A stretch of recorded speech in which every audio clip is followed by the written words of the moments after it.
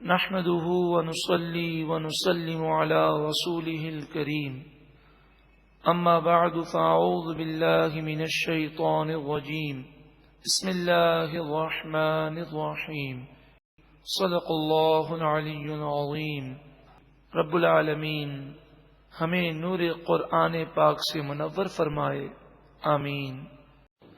نبی اکرم صلی اللہ علیہ وآلہ وسلم کو بدنام کرنے کے لیے آپ کے خلاف بہت زیادہ پروپیگنڈا کیا گیا۔ کافروں نے آپ کو عجیب و غریب طور پر مشہور کرنے کی کوشش کی، بدنام کرنے کی۔ اب نعوذ باللہ من ذالک انہوں نے کیا کچھ کہا، ہم وہ الفاظ زبان پہ نہیں لا سکتے،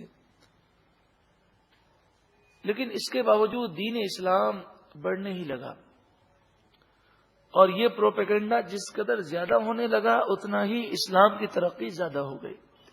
کیونکہ کسی کو اگر بلا وجہ بدنام کرنے کی کوشش کی جائے تو ہر آدمی میں تجسس پیدا ہوتا ہے، یہ آدمی کیسا ہے۔ جب بہت زیادہ اس کو بدنام کیا جاتا ہے تو آدمی اس کے قریب آتا ہے، اور جب دیکھا جاتا ہے کہ یہ سب جھوٹ ہے تو بندے کا دل اسی سے لگ جاتا ہے۔ تو جب حضور صلی اللہ علیہ وآلہ وسلم کو جھوٹا بدنام کرنے کی کوشش کی گئی تو وہ کافر جو تحقیق کرنا چاہتے تھے وہ حضور کے قریب آئے اور حضور کے ہی ہو گئے۔ اب یہ پریشان ہوئے کہ کیا کریں، انہوں نے یہودیوں سے مشورہ کیا اور کہا کہ اب بتائیں کوئی ایسا طریقہ کہ اسلام کی ترقی رک جائے۔ تو کہنے لگے کہ ان سے 3 سوال کریں۔ ایک اصحاب کہف کا قصہ پوچھیں، غار والوں کا قصہ، دوسرا ذوالقرنین کا قصہ پوچھیں، اور تیسرا روح کے بارے میں پوچھیں۔ اگر یہ 2 کا جواب دیں گے اور ایک کے بارے میں اگر جواب نہیں دیں گے تو یہ سچے اللہ کے نبی ہیں۔ ذوالقرنین کا جواب دیں، غار والوں کا جواب دیں، اور روح کے بارے میں کہہ دیں کہ روح کا علم تو حقیقی اللہ ہی کو ہے، تو یہ سچے نبی ہیں۔ کیونکہ توریت میں یہ بات موجود ہے کہ اللہ کے نبی جو ہیں وہ روح کی حقیقت اور اس کی پوری تفصیل لوگوں کو نہیں بتائیں گے۔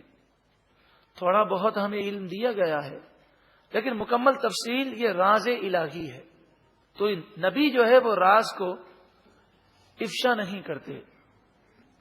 اب جب انہوں نے یہ سوال کیا تو یہاں پر روح کا ذکر ہے، اور پھر اس کے بعد سورہ کہف میں اصحاب کہف کا ذکر ہے اور ذوالقرنین کا ذکر ہے۔ تو حضور نے 2 سوالات کے جوابات دیے، اور روح کے بارے میں آپ نے فرما دیا کہ روح جو ہے وہ اللہ کا امر ہے، امر ربی ہے۔ اس کے بارے میں جو کچھ بھی علم ملا ہے وہ بہت تھوڑا ہے، اس کی مکمل حقیقت تو اللہ ہی جانتا ہے، یا اللہ تعالی جسے عطا فرما دے۔ یوں عوام الناس اور عام لوگوں کو اس کا بہت کم علم دیا گیا ہے، اور یہ اصل خطاب یہودیوں سے تھا۔ اے یہودیوں، توریت کے ذریعے تمہیں جو بھی روح کا علم ملا ہے وہ بہت تھوڑا ہے۔ اب ان کے لیے کوئی بات باقی نہ رہی۔ اگر یہ تعصب ان میں دل میں نہ ہوتا تو فوراً ایمان لے آتے کہ یہ سچے نبی ہیں، مگر ضد کا کوئی دنیا میں علاج نہیں ہوتا۔ وَيَسْأَلُونَكَ عَنِ الرُّوحِ، اور وہ آپ سے پوچھتے ہیں روح کے بارے میں۔ قُلِ الرُّوحُ مِنْ أَمْرِ رَبِّي، آپ فرمائیے کہ روح میرے رب کا امر ہے۔ امر کے معنی یہ ہے کہ اللہ نے فرمایا کن فیکون، ہو جا تو وہ ہو گئی۔ روح کو اللہ نے پیدا کر دیا، لیکن اس کی حقیقت کے بارے میں ہم زیادہ نہیں جانتے۔ ہم صرف اتنا جانتے ہیں کہ روح انسان کے جسم سے پہلے پیدا کی گئی، اور کئی 100 سال تک روحیں عالم ارواح میں رہی ہیں، پھر انسانی جسم میں آتی ہیں، اور پھر جب اللہ تعالیٰ موت دیتا ہے تو روح کو فنا نہیں ہے، روح جسم سے نکل جاتی ہے۔ اور مسلمان کی روحیں آسمانوں میں ہوتی ہیں، بعض کی 7 آسمان بلند اعلیٰ علیین میں ہوتی ہیں، کافروں کی روحیں زمین میں، اور بعض کی 7 زمین نیچے جہنم کے گڑھے میں ہوتی ہیں۔ جسم قبر میں ہے، جسم دریا میں ہے، جسم شیر کے پیٹ میں ہے، لیکن روح وہاں ہے جہاں اللہ نے چاہا۔ روح دیکھتی بھی ہے، سنتی بھی ہے۔ السلام علیکم یا اہل القبور، جب ہم جا کر قبرستان میں سلام کرتے ہیں، اے قبر والوں تمہیں سلام ہو، تو یہ روح جواب بھی دیتی ہے مسلمان کی۔ لیکن روح کی شکل کیسی ہے، اس کا جسم کیسا ہے، اس کی لمبائی چوڑائی کتنی ہے، اس کی کیفیات کیا ہیں، ہم نے نہ دیکھا ہے، نہ اس کے بارے میں مکمل ہم جانتے ہیں۔ یہ باتیں ہمیں احادیث طیبہ اور بزرگان دین کے اقوال، جنہوں نے قرآن و حدیث کے نور کو حاصل کیا، ان کے اقوال سے ہمیں یہ بات معلوم ہوئی۔ اس موضوع پر علامہ جلال الدین سیوطی الشافعی علیہ رحمہ نے بڑی پیاری کتاب لکھی، شرح الصدور، اور اعلی حضرت امام اہل سنت کی کتاب جو روحوں کی دنیا کے نام سے ملتی ہے۔ اعلی حضرت امام اہل سنت نے اس موضوع پر کتاب لکھی، روحوں کی دنیا، اور امام جلال الدین سیوطی الشافعی علیہ رحمہ نے کتاب لکھی، شرح الصدور۔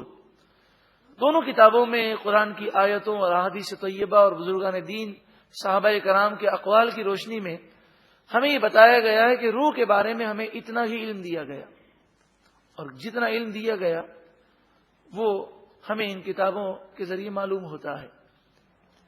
ابن قیم نے ایک کتاب لکھی، کتاب الروح، اس کے بارے میں بھی وہ حدیثوں کو جمع کرتا ہے اور روح کے بارے میں بتاتا ہے کہ نبی اکرم صلی اللہ علیہ وآلہ وسلم نے کس کس موقع پر روح کے بارے میں کتنا علم دیا۔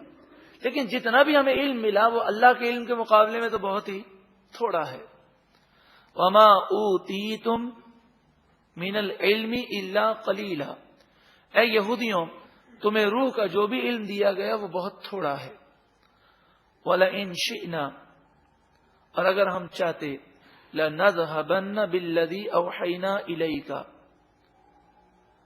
جو قرآن ہم نے تم پر نازل کیا اس قرآن کو ضرور بضرور ہم لے جاتے، یعنی یہ قرآن اٹھا لیا جاتا، کاغذوں سے مٹ جاتا، لوگوں کے ذہنوں سے غائب ہو جاتا۔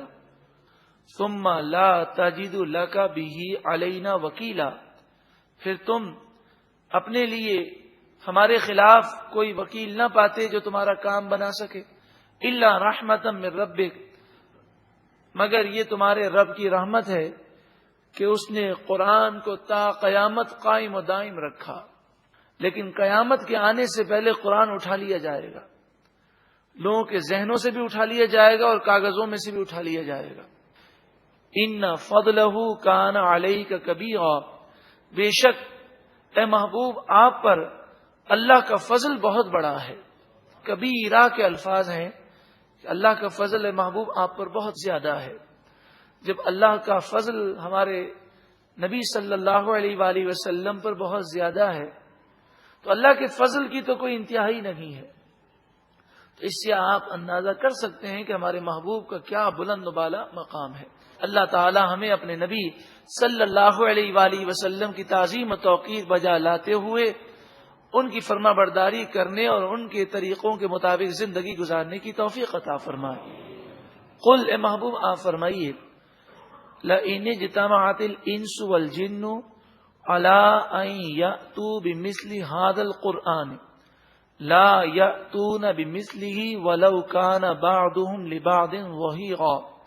آپ فرمائیے تمام انسان اور تمام جن اگر جمع ہو جائیں اور مل کر اس قرآن کی مثل بنانا چاہیں تو وہ قرآن کی مثل نہیں بنا سکتے، اگرچہ وہ ایک دوسرے کے مددگار ہو جائیں۔